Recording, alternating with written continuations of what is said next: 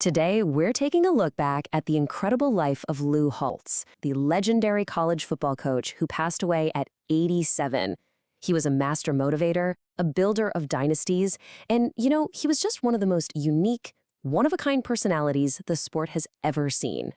And when you talk about Lou Holtz, you have to start with that personality.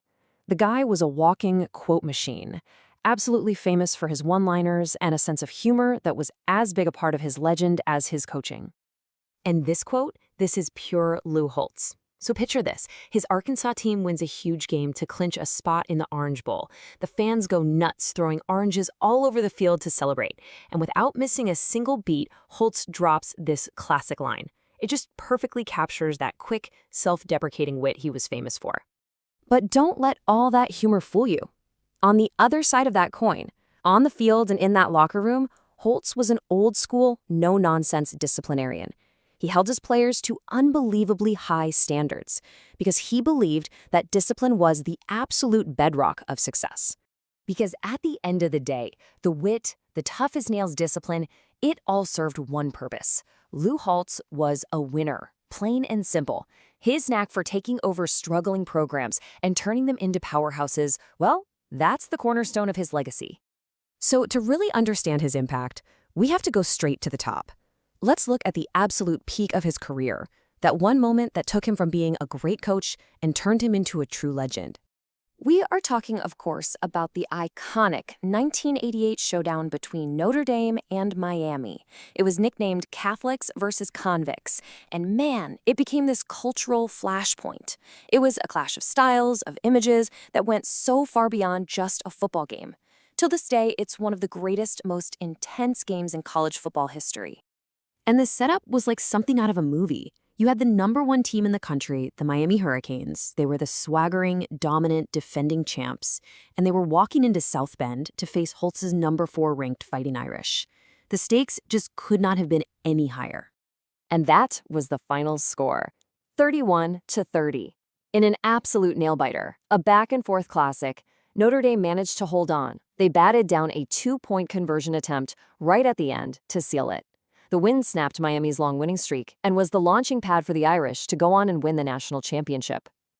Okay, so we've seen the mountaintop, but how did he get there? Let's rewind a bit and look at the long, winding road he took to get to that moment. It was not a straight line to the top, that's for sure. So his head coaching journey kicks off at William & Mary. Then he moves on to NC State. But then his path takes his brief and, let's just say, pretty infamous, detour away from the college game back in 1976. Yep, he tried his hand in the NFL taking over the New York Jets. And, to put it mildly, it did not go well. He finished with a 3-10 record and actually quit before the final game of the season was even played. And you know what? Nobody said it better than Holtz himself. This is what he said after his time in New York. It's a prophetic and just characteristically blunt assessment of his failed NFL experiment. He knew exactly where he belonged.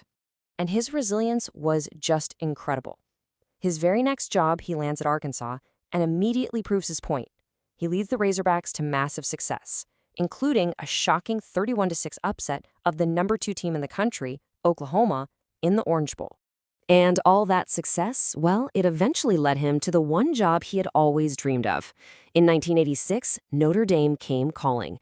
The program had been struggling, and Holtz, who actually grew up listening to Irish games on the radio, was hired to bring back the glory.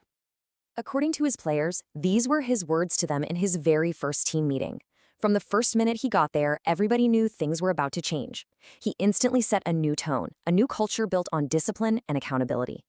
So what did that new culture lead to? Well, how about this number? 100. That's how many games he won in just 11 seasons at Notre Dame. It made him the third winningest coach in the school's entire storied history, right behind legends like Knute Rockne and Brian Kelly. And I mean, the results just speak for themselves, right? The '88 championship was the peak for sure, but he also led the Irish on a school record 23-game winning streak, took them to 9 straight January bowl games, and finished ranked #2 in the country twice. It was a true era of dominance. So Holtz surprisingly walked away from Notre Dame after the 1996 season. But even after leaving his dream job, he wasn't quite ready to hang up the whistle for good. In 1999, he took over a South Carolina program that had gone 0-11, They didn't win a single game the year before he got there.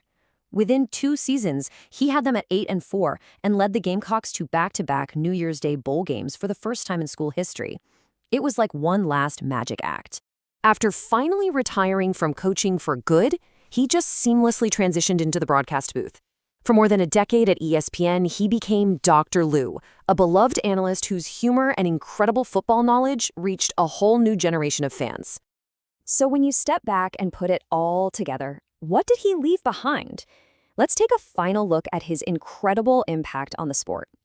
Let's start with this number, 249. That was his final career win total. 249 victories. That number puts him in the top 10 all-time for head coaches in Division I FBS, the absolute highest level of college football. We're talking truly elite company. And yeah, the honors, they reflect that greatness. A national champion, a 2-time National Coach of the Year, a College Football Hall of Famer. And then in 2020, he received the Presidential Medal of Freedom, which is the nation's highest civilian honor. You know, in his book, Holtz wrote that people would forget him when he was gone. But looking back on a life that changed the fortunes of so many programs and touched so many people, you just have to ask, how could anyone possibly forget a legacy like that?